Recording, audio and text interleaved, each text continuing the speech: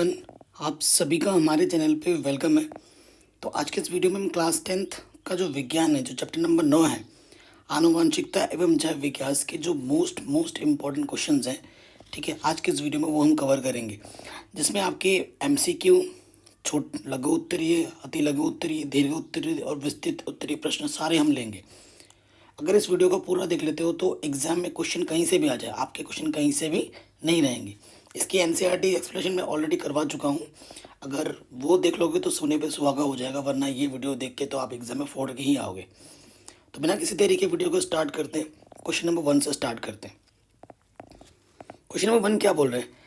विकासीय दृष्टिकोण से हमारी किससे अधिक समानता है?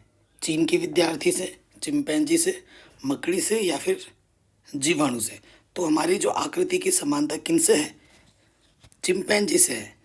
ये हमारा सही उत्तर हो जाएगा। अगला क्वेश्चन आ जाओ। जीवन की उत्पत्ति में महत्वपूर्ण भूमिका निर्वहन किया किसने किया, वो आपको बताना है।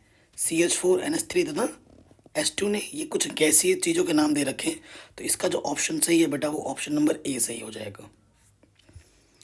शुद्ध लंबे तथा शुद्ध बौने मटर के पौधे में संकरण कराने पर, देखो मेंडल ने जो प्रयोग किए थे ना, उस पर आधारित प्रश्न है। कराने पर F2 पीढ़ी में उत्पन्न शुद्ध लंबे, संकर लंबे तथा शुद्ध बौने पौधों का क्या अनुपात होता है, वो आपको बताना है। तो 1:2:1 का अनुपात होता है।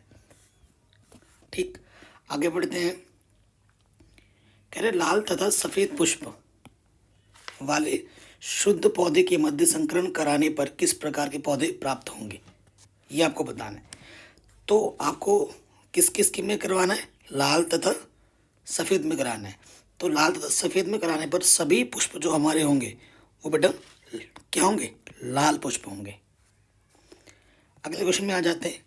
कह रहे मेंडल के एक प्रयोग में गोल पीले बीज वाले पौधे तथा झुर्रीदार बीज वाले पौधे के मध्य संकरण कराने पर 50% हरे तथा 50% गोल पीले बीज वाले होते हैं।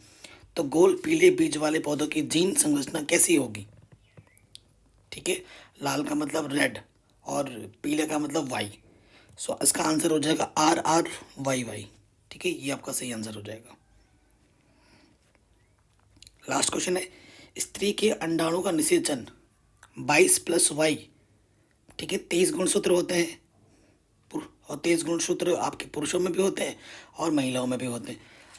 +Y गुणसूत्र वाले शुक्राणु से होता है, तो संतति के गुणसूत्रों की संरचना कैसी होगी? ठीक है, सो देखो हमारे पास 23 और 22 दोनों के सेम टू सेम होते हैं, बस एक का फर्क होता है।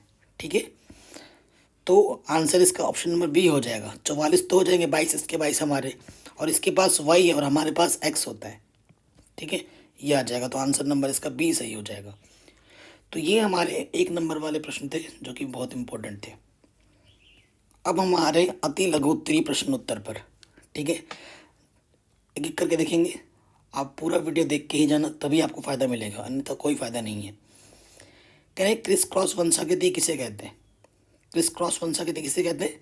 अप्रभावी लिंग संलग्न लक्षण का पिता से पुत्री और उसके बाद पुत्री से उसकी संतान में पहुँचना। देखो जैसे हमारी शक्ल है ना, हमारे दादाजी से या फिर हमारे पिताजी से, माताजी से मिलती रहती है, तो एक पीढ़ी से दूसरी पीढ़ी में जो वंशागति चल रही है, इसे ही बोला जाता है क्रिस क्रॉस वंशागति। ठीक, अगला क्वेश्चन है। उपमध्य केंद्रीय गुणसूत्र में एक भुजा दूसरी से लंबी क्यों होती है? तो इसका आंसर है उपमध्य केंद्रीय गुणसूत्र में सेंट्रोमियर की एक सिरे की ओर होने से भुजा छोटी तथा दूसरी भुजा लंबी हो जाती है। ये इसका आंसर है। कह रहे प्राकृतिक चयन द्वारा नई जातियों के उद्भव यानी कि जैव विकास के सिद्धांत को किसने प्रतिपादित किया था? सो आंसर इसका चार्ल्स डार्विन ने इसका प्रतिपादित किया था। अगला क्वेश्चन है। उस पादप का नाम लिखिए जिस पर मेंडल ने प्रयोग किया था। तो मेंडल ने किस पर प्रयोग किया था? मटर पर। ठीक है, गुणसूत्र परिकल्पना किसने प्रस्तुत की थी? तो गुणसूत्र परिकल्पना सटन तथा बोवेरी ने प्रस्तुत की थी। ये ऐसे क्वेश्चन आपके एक नंबर में आ सकते हैं। DNA का पूरा नाम क्या है? डीऑक्सीराइबो न्यूक्लिक अम्ल। ठीक है, ये पूछा जा सकता है। कह रहे आर्की ऑप्टेरिक्स किन किन वर्गों के बीच की संयोजक कड़ी है? तो आंसर आ जाएगा पक्षी तथा सरीसृप वर्गों की संयोजक कड़ी हैं। कह रहे हैं आनुवंशिकता के जन्मदाता किसे कहते हैं? तो आंसर होगा ग्रेगर जॉन मेंडल, इसके वो जनेंगे। जीवाश्म किसे कहते हैं? ये आपको सामाजिक विज्ञान में भी मिलते हैं, विज्ञान में भी मिलता है। कह रहे प्राचीन कालीन जीवधारियों के अवशेषों को जीवाश्म कहते हैं, ये चट्टानों से प्राप्त होते हैं। अब लघुत्तरी प्रश्न आ रहे हैं, ठीक है, 2-2 नंबर में जो आते हैं। कह रहे मेंडल के प्रयोगों द्वारा कैसे पता चला कि लक्षण प्रभावी अथवा अप्रभावी होते हैं? तो इसका आंसर है मेंडल ने विकल्पी लक्षण वाले पौधे लिए, जैसे लंबा नाटा पौधा। मेंडल ने लंबे और नाटे पौधों के पुष्पों के मध्य पर परागण कराया। एक होता है स्वपरागण, एक होता है पर परागण, ठीक है। इनमें और परागण और निषेचन में क्या अंतर है? ये क्वेश्चन 7वें चैप्टर में बहुत इंपॉर्टेंट है, एग्जाम में आता है। जो लक्षण प्रथम पुत्री पीढ़ी यानी कि F1 में प्रदर्शित होता है उसे प्रभावी लक्षण कहते हैं, और जो लक्षण प्रदर्शित नहीं होता उसे सुप्त या फिर अप्रभावी लक्षण कहते हैं। सिंपल सी बात है। कह रहे कारण बताइए कि सभी जीवों में बहुत से समान लक्षण होते हैं, ठीक है। उत्तर क्या है? सभी जीवधारी आदिकाल में समान पूर्वजों से विकसित हुए थे, इसी कारण इनमें अनेक समान लक्षण पाए जाते हैं। जैसे समस्त जीवधारियों के जीव द्रव्य, डीएनए, आरएनए एवं एटीपी संरचना तथा कार्य समान है। प्राणियों में पाए जाने वाले ट्रिप्सिन, एमाइलेज एंजाइम आदि की संरचना तथा कार्य भी समान होते हैं, तो ये इसका मुख्य कारण है। अगला क्वेश्चन है, ठीक है। कह रहे हैं कभी कभी नवजात शिशु में छोटी सी पूंछ होती है, ये क्या सिद्ध करती है? आपने देखा होगा कभी कभी जो नवजात शिशु होते हैं ना, जो एकदम पैदा हुए, उनमें छोटी सी पूंछ होती है, तो इसका उत्तर क्या होगा? कह रहे पुनरावृत्ति सिद्धांत के अनुसार भ्रूणीय विकास के दौरान जीवधारी अपने पूर्वज इतिहास को दोहराते हैं। कभी कभी पूर्वजता के कारण अवशेषी अंग विकसित दशा में प्रदर्शित हो जाते हैं। यह सिद्ध करती है कि हमारे पूर्वजों में पूंछ विद्यमान थी, ठीक है। ये इसका सही आंसर होगा। अगला क्वेश्चन है, क्या एक तितली और चमगादड़ के पंखों को समजात अंग कहा जा सकता है? क्यों अथवा क्यों नहीं? तो देखो, तितली और चमगादड़ आपने दोनों ही देखे होंगे कि पंख समजात अंग नहीं है। क्यों नहीं है? ये समरूप अंग है, मतलब दिखने में एक जैसे हैं। देखो, जो उड़ने का कार्य करते हैं, तितली के पंख काइटिन से बने होते हैं, ये त्वचा के विस्तार से बने होते हैं, इनमें अस्थियां नहीं होती। जबकि चमगादड़ के पंख अग्रपात के रूपांतरण से बने होते हैं, पैरों के आगे फैलने से बने होते हैं। ये अंगुलियों के मध्य की त्वचा के बंध से बने होते हैं, जिसे पैटेजियम कहते हैं, इसीलिए ये दोनों अलग अलग हैं। अगला क्वेश्चन है, समवृत्ति अंग क्या है? 2 उदाहरण दीजिए, ठीक है। तो समजात अंग और समवृत्ति अंग में अंतर एग्जाम में लिखने के लिए आ सकता है, तो रेडी रहिएगा। कह रहे हैं वे अंग जिनकी उत्पत्ति मूल रचना भिन्न होती है लेकिन कार्य समान होते हैं, समवृत्ति अंग कहलाते हैं। जैसे पक्षी, ड्रैको, तितली, चमगादड़ के पंख आदि, ठीक है। मतलब रचना अलग अलग है, दिखने में अलग अलग है, लेकिन कार्य वो सबका सेम है, उड़ने का कार्य करती है। अगला क्वेश्चन है, किन्हीं 2 समजात अंगों के उदाहरण दीजिए, ठीक है। वे अंग जिनकी मूल रचना तथा उत्पत्ति समान और कार्य भिन्न भिन्न होते हैं, ठीक है, दिखने में जैसे लेकिन कार्य अलग अलग है, तो उसे हम समजात अंग कहते हैं। पक्षी तथा चमगादड़ के पंख, घोड़े की टांगे, मनुष्य के हाथ और पक्षी के अग्रभाग समजात अंगों के उदाहरण है। मतलब दिखने में अलग अलग हैं लेकिन कार्य सबका समान है, नहीं, कार्य सबका भिन्न भिन्न, दिखने में जैसे हैं, सॉरी। अगला क्वेश्चन क्या है, एक एकल जीव द्वारा उपार्जित लक्षण सामान्यतः अगली पीढ़ी में वंशानुगत नहीं होते, क्यों? कह रहे किसी जीवधारी द्वारा अपने जीवन काल में उपार्जित लक्षण सामान्यतः वंशागत नहीं होते, क्योंकि उसके क्राइक द्रव्य या क्राइक कोशिकाओं को ही प्रभावित करते हैं। उपार्जित लक्षण जनन द्रव्य को प्रभावित नहीं करते हैं, ये लक्षण वंशागत नहीं होते हैं। वीजमान के जनद्रव्य की निरंतरता के सिद्धांत के अनुसार जो लक्षण जनद्रव्य को प्रभावित करते हैं वे पीढ़ी दर पीढ़ी वंशागत होते हैं, अन्यथा नहीं होते हैं। अगला जो क्वेश्चन है वो बहुत ही ज़्यादा इम्पोर्टेंट है, एग्जाम में यह को आ सकता है। डीएनए और आरएनए में अंतर, ये सबसे ज़्यादा पूछा जाने वाला क्वेश्चन है, मोस्ट इम्पॉर्टेंट है। ठीक है बच्चों, सो क्वेश्चन क्या है कि डीएनए और आरएनए में क्या अंतर है। सबसे पहला अंतर आप क्या लिखना, इसका अणु दो सूत्रों का बना सीढ़ी सदृश होता है और इसके अणु केवल एक सूत्र होता है। इनमें डी ऑक्सी राइबोस शर्करा होता है और इसमें राइबोस शर्करा होता है। ठीक है, डीएनए केवल केंद्रक में पाया जाता है, यह केंद्रक और कोशिका द्रव्य दोनों में पाया जाता है। अगर अंतर की बात करूँ, कम से कम 4 अंतर आपको याद होने ही चाहिए। इसके अणु में एडेनिन, ग्वानिन, थाइमिन तथा साइटोसिन बेस होते हैं और इसमें थाइमिन के स्थान पर यूरेसिल नामक बेस होता है। डीएनए आनुवंशिक पदार्थ है जो कोशिकाओं को समस्त क्रियाओं का निर्माण करता है और यह आनुवंशिक सूचना भाग का कार्य करता है जो प्रोटीन संश्लेषण में सहायक होता है। ठीक है, डीएनए अपने समान ही डीएनए तथा आरएनए उत्पन्न करता है, अर्थात इसमें एक द्विगुणन की क्षमता होती है और आरएनए में ये गुण नहीं होता। इसका निर्माण डीएनए से होता है क्योंकि डीएनए से ही आरएनए बनता है, आरएनए से डीएनए नहीं बनता। अगला क्वेश्चन बहुत शानदार है कि जीन कहाँ स्थित होते हैं, इसकी रासायनिक प्रवृत्ति क्या है। तो देखो, जीन गुणसूत्र के क्रोमोसोम्स में स्थित होते हैं। प्रत्येक जीन की गुणसूत्र पर स्थिति निश्चित होती है। इस बिंदु को स्थल कहते हैं। जीन डीएनए अणु का खंड होता है। जो जीन होता है वो डीएनए के एक पार्ट होता है। यह न्यूक्लियोप्रोटीन से बना होता है। जो जीन बनता है वो किससे बनता है, न्यूक्लियोप्रोटीन से बनता है। जीन में आनुवंशिक कोड निहित होता है। जो एक पीढ़ी से दूसरी पीढ़ी हमारी जो गुण पहुंचाता है वो कौन पहुंचाता है, जीन पहुंचाता है। ठीक है, अगला क्वेश्चन है, संतति में बौने पौधे की क्या संभावना है। उस जो चित्र था उसका आंसर था ये। अगला, ये बहुत शानदार क्वेश्चन है, जीन तथा प्रोटीन में क्या संबंध है, स्पष्ट कीजिए। कह रहे हैं जीन गुणसूत्र के क्रोमोसोम्स पर एकल रूप या समूह में स्थित होते हैं।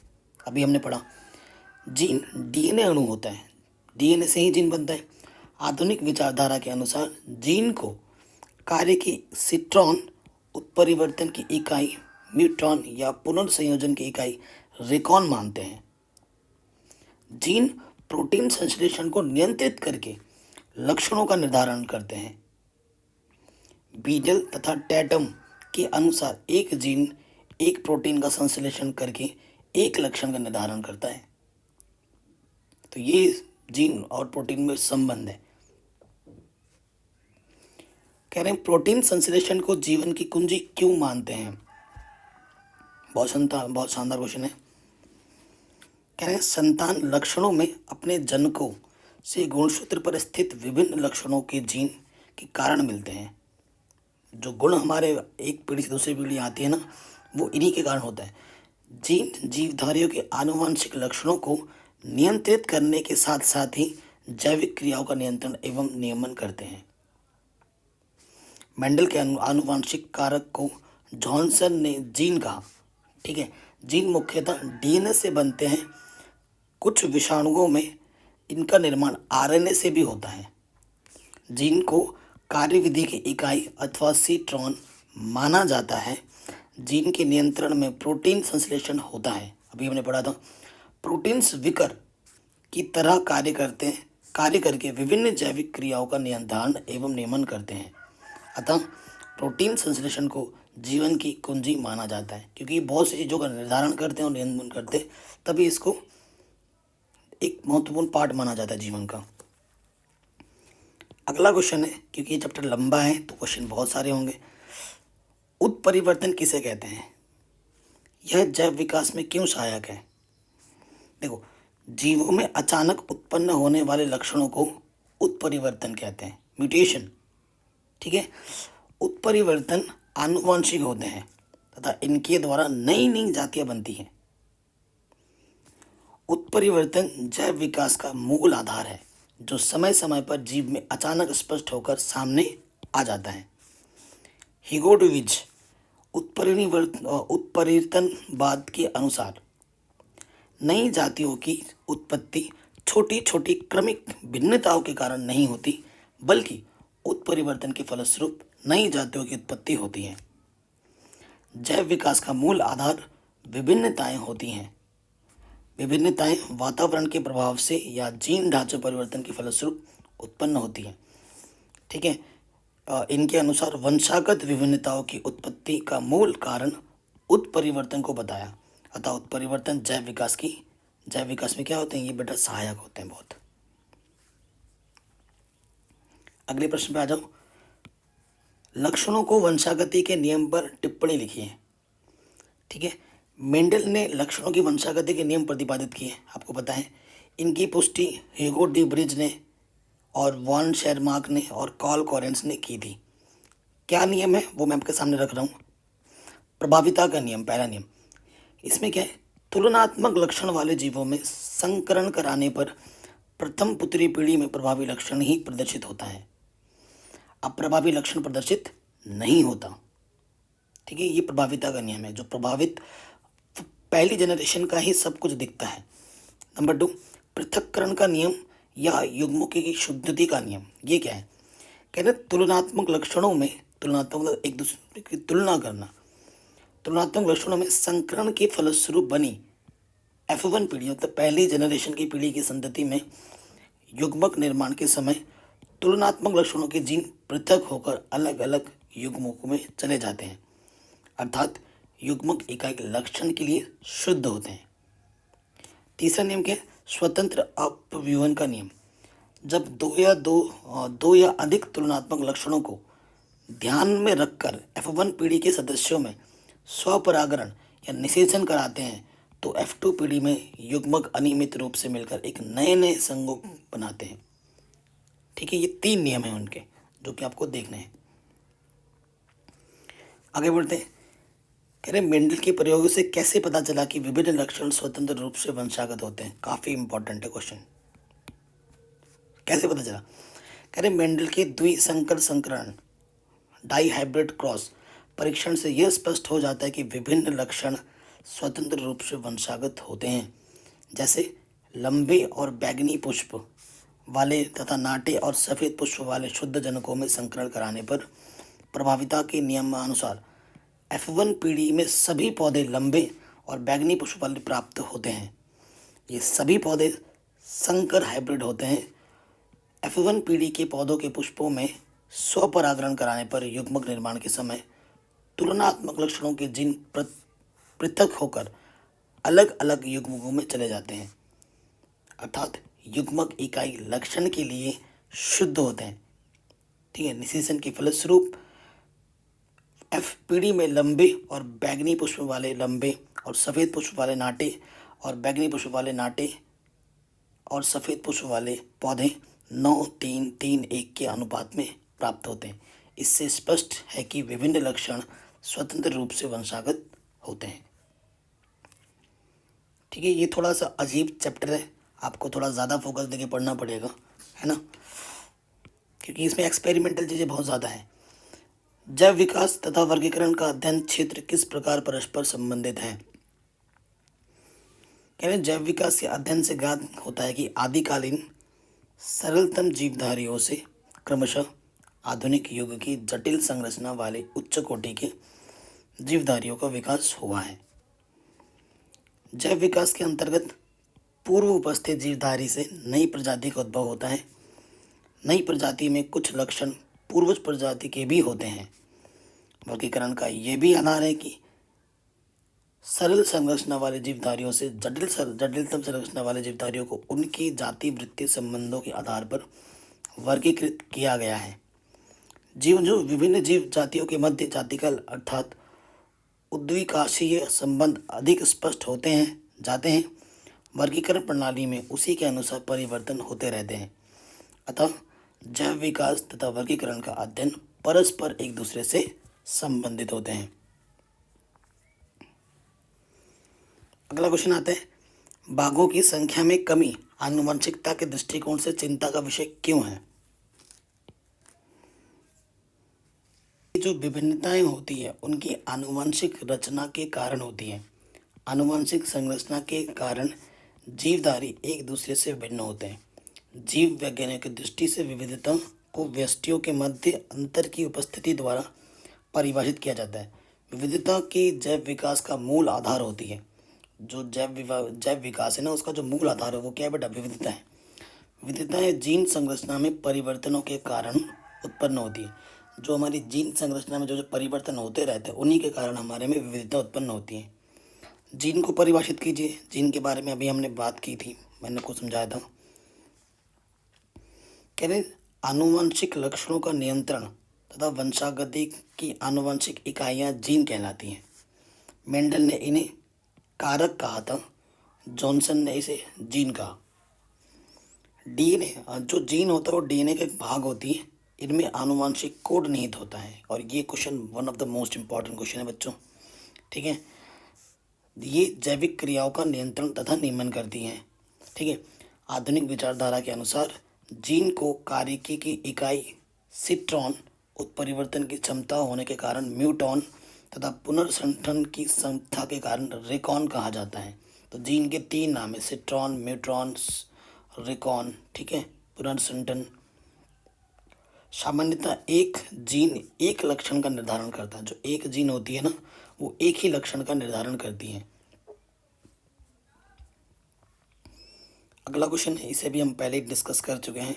समजात और समरूप अंगों को उदाहरण देकर समझाइए। ये बहुत इंपॉर्टेंट क्वेश्चन है।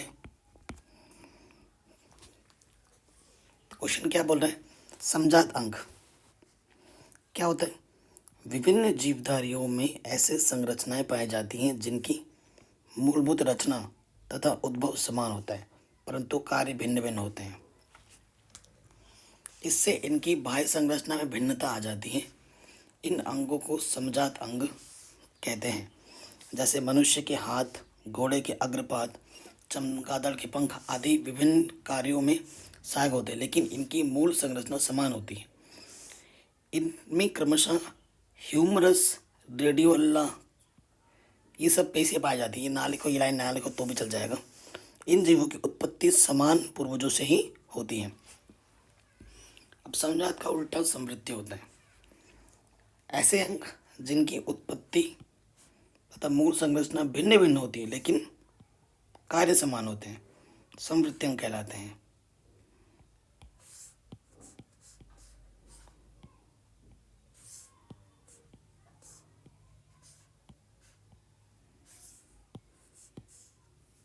तो ये जो क्वेश्चन है बच्चों, देख सकते हैं, ये एक मानव का हाथ और ये पक्षी का हाथ आपको दिख रहा है। कि निम्नांकित आकृति में पक्षी का पंख तथा मानव का हाथ दिया गया है। उपयुक्त आकृति के लिए एक उचित शीर्षक दीजिए। तो ये देखो बेटा, ये क्या है? समजात अंग है। ठीक है, ये क्या है? समजात अंग है। ठीक है, अब समजात अंग क्या होते हैं? ठीक है, जो दिखने में तो एक जैसे होते हैं लेकिन इनके कार्य अलग अलग होते हैं, तो उसे समजात अंग कहते हैं। अब अगला क्वेश्चन पूछा, समरूप अंगों के उदाहरण सहित व्याख्या कीजिए। समरूप अंग उसका उल्टा होता है। ऐसे अंग जिनका कार्य एक समान हो परंतु रचना अलग अलग हो, ठीक है, उसे हम समरूप अंग कहलाते हैं। तो नाम के उल्टा उल्टा लग रहा है आपको, जैसे चमगादड़ के पंख और एक कीड़े का पंख, दोनों क्या हैं? ऐसे अंग हैं जिनका कार्य एक समान लेकिन रचना थोड़ी अलग अलग है। तो ये आपको पता चल गया होगा। इंपॉर्टेंट क्वेश्चन था, एग्जाम में आ सकता है। अगला क्वेश्चन है, समजात तथा समृद्धि संरचनाओं में अंतर बताइए। प्रत्येक के दो उदाहरण भी दीजिए। ठीक है, तो इसे एक इसका शॉर्ट फॉर्म होता है DNA और एक का होता है RNA।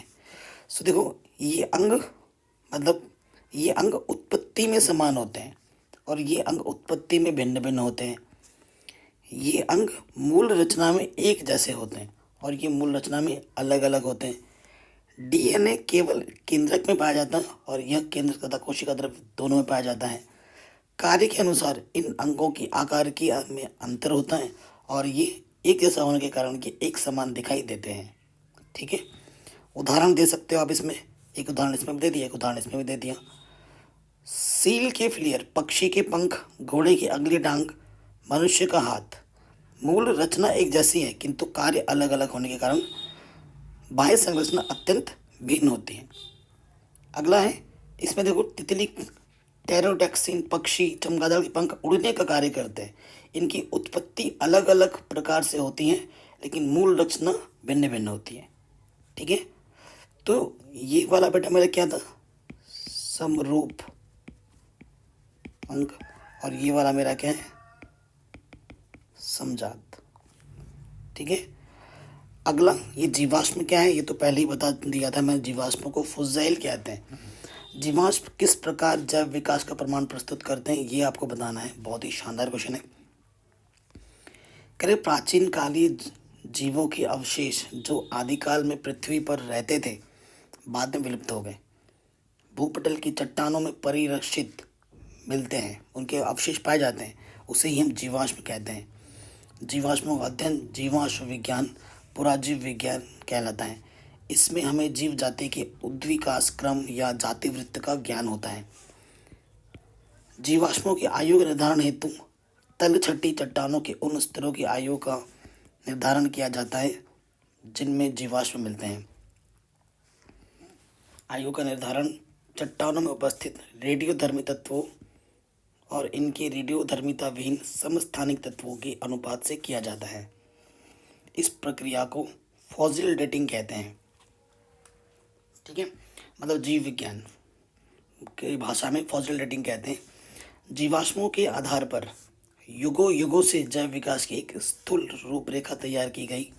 जीवाश्मों की अध्ययन से निम्नलिखित तथ्य प्रकट होते हैं। वो कौन कौन से हैं? पृथ्वी पर आदिकाल से आधुनिक काल तक जीवन में निरंतर परिवर्तन होता रहा है। आधुनिक जीवों से प्राचीन कालीन जीवधारी भिन्न थे। मतलब पहले के टाइम पे आपने नाम सुना होगा, डायनासोर थे, है ना, और भी कई सारे जीवधारी थे जो पहले थे और अब नहीं हैं। ठीक है, विलुप्त हो गए। अब ऐसे कई सारे जीवधारी हैं जो कुछ साल पहले आपको दिखते थे, अब आपको नहीं दिखते हैं। तो ये धीरे धीरे परिवर्तन तो होता रहता है। ऐसा भी समय आ सकता है कि जो हम मानव है ना, वो भी विलुप्त हो जाए। तो ये चीज़, ये एक क्रिया है जो अनादिकाल से चली आ रही है। आधुनिक जीवों से प्राचीनकालीन जीवधारी भिन्न थे। ऐसी प्रजातियों का ज्ञान होता है जो कभी जीवित थे परंतु अब विलुप्त हो गई हैं, जैसे डायनासोर, है ना, बहुत मूवी देखा होगा आपने। ऐसे अनेक जीवधारियों के जीवाश्म प्राप्त हुए हैं जिनमें दो वर्गों या संघों के लक्षण पाए जाते हैं। इससे यह ज्ञात होता है कि किस प्रकार के जीवधारियों से कौन से जीवधारी विकसित हुए हैं। जैसे आर्कियोप्टेरिक्स के जीवांश के अध्ययन से ज्ञात होता है कि पक्षियों की उत्पत्ति सरीसृपों से हुई थी। आवृतबीजी पौधे और स्तनी वर्ग के प्राणी पृथ्वी पर सबसे अधिक विकसित जीवधारी हैं। ठीक है, जीवाश्मों की आयु अथवा चट्टानों के विभिन्न स्तरों से प्राप्त जीवाश्मों से जीवधारियों की जियोलॉजिकल टाइम का ज्ञान होता है, भौमिक समय का ज्ञान होता है। तो ये सब चीज़ें हमें जीवाश्मी अध्ययन करने से प्राप्त होते हैं। कह रहे विभिन्न प्रकार के गुणसूत्रों का वर्णन कीजिए। जो गुणसूत्र होते हैं, आपको पता होता है 23 जोड़े गुणसूत्र होते हैं मानव में, जिनमें से कि स्त्री और पुरुष में 22 गुणसूत्र समान होते हैं और एक एक गुणसूत्रों का अंतर होता है।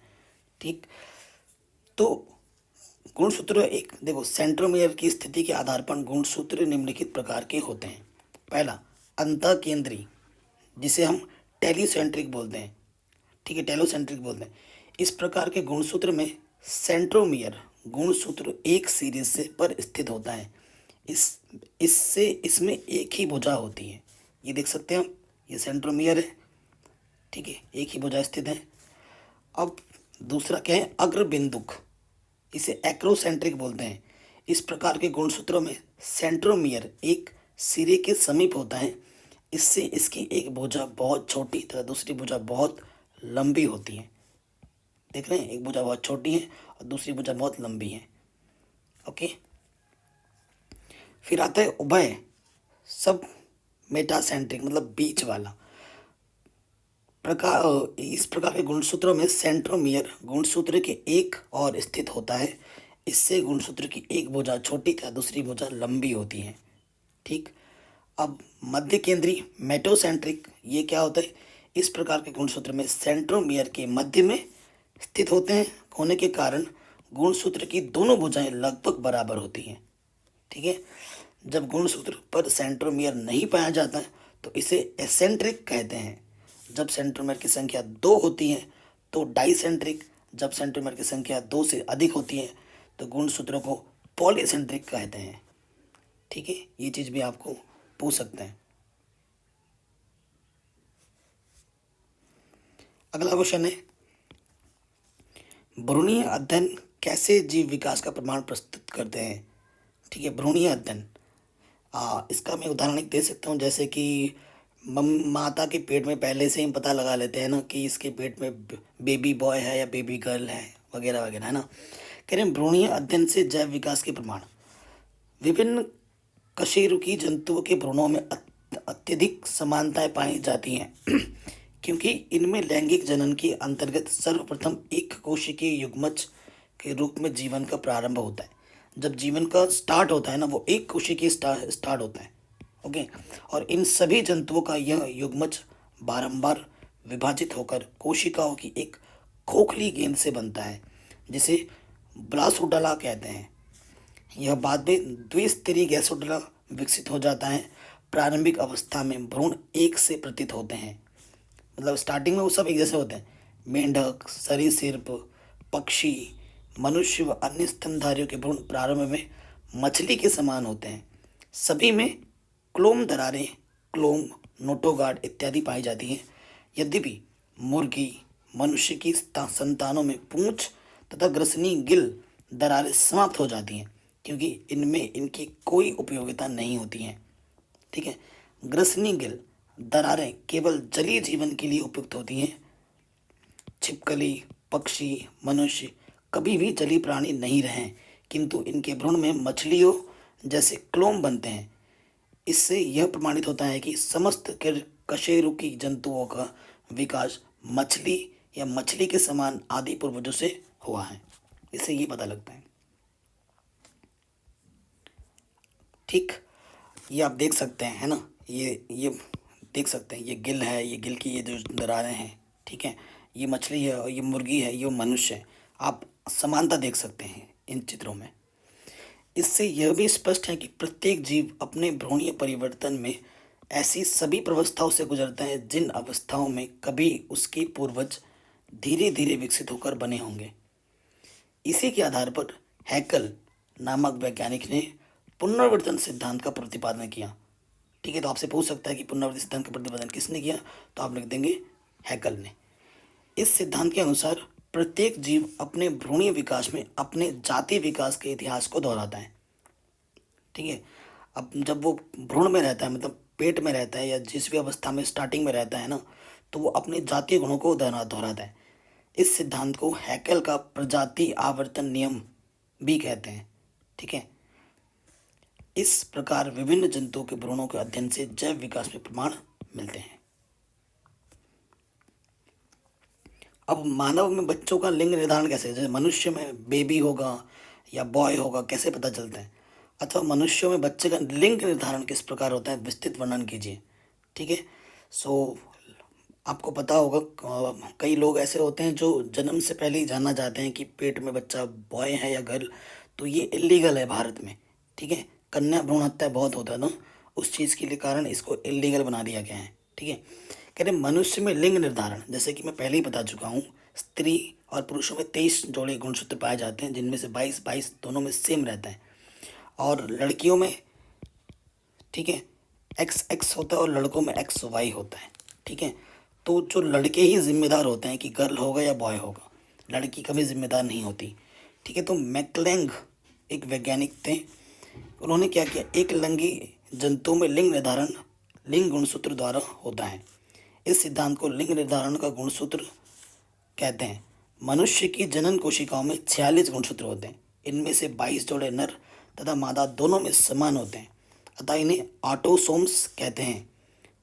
मादा नारी में 23वां जोड़ा भी समान गुणसूत्र वाला होता है, किंतु नर में, मतलब पुरुषों में 23वें जोड़े के गुणसूत्र असमान होते हैं और हेट्रोसोम्स या एलोसोम्स कहलाते हैं। 23वें जोड़े के गुणसूत्र ही आपका जो 23वां गुणसूत्र वही कारण होता है लिंग गुणसूत्र का, और उसे लिंग गुणसूत्र भी कहते हैं। इस प्रकार नारी में नारी में इस 23वें जोड़े के गुणसूत्रों को एक्स एक्स द्वारा प्रदर्शित किया जाता है और नर में 23वें गुणसूत्र को एक्स वाई, ठीक है, इन्हें एक्स वाई से प्रदर्शित किया जाता है। अब देखो क्या होता है, अब लड़कियों के पास एक्स एक्स है और लड़कों के पास एक्स वाई है, ठीक है। तो जब लड़की का एक्स और पुरुष का एक्स दोनों मिलेंगे यानी कि एक्स एक्स होगा तो आपको पुत्री मिलेगी, मतलब सेम सेम में पुत्री मिलेगी, ठीक है। लड़की का एक्स और लड़के का वाई होगा तो पुत्र होगा, ठीक है। ये चीज़ पता चली, ये कारण होता है और ये चित्र से आप देख सकते हैं, इसे बना लेना, ठीक है। सेम टू सेम में पुत्री होगी और दोनों का अलग अलग होगा, लड़की का एक्स पुरुष का वाई तो पुत्र होगा। ऐसे लिंग निर्धारण होते हैं, ठीक है। और ये सूत्र आप लिख देना सिंपल में। तो इस चैप्टर के जितने भी इम्पोर्टेंट क्वेश्चन थे बच्चों मैंने आपके साथ शेयर कर दिए हैं और आशा करता हूँ ये चैप्टर आपको समझ में ज़रूर आएगा। छोटे से छोटा और बड़े से बड़ा क्वेश्चन मैंने आपके साथ शेयर किए हैं और छोटे से वीडियो में मैंने बता दिया है और जितने भी इंपॉर्टेंट क्वेश्चन आ सकते हैं एग्जाम में वो मैंने आपको बता दिए हैं। और मैं आपसे रिक्वेस्ट करूंगा कि इसका एनसीईआरटी एक्सप्लेनेशन एक बार ज़रूर देखें और इस वीडियो को भी ज़रूर देखें जो कि मैं आपको लिंक डाल दूंगा डिस्क्रिप्शन पे, ठीक है। मैथमेटिक्स भी मैं पढ़ा ही रहा हूँ, उसकी भी लिंक्स मिल जाएगी आपको डिस्क्रिप्शन पे। चैनल पे नए होते तो सब्सक्राइब करके अपना प्यार और सपोर्ट ज़रूर दें। जय हिंद, अपना ख्याल रखें।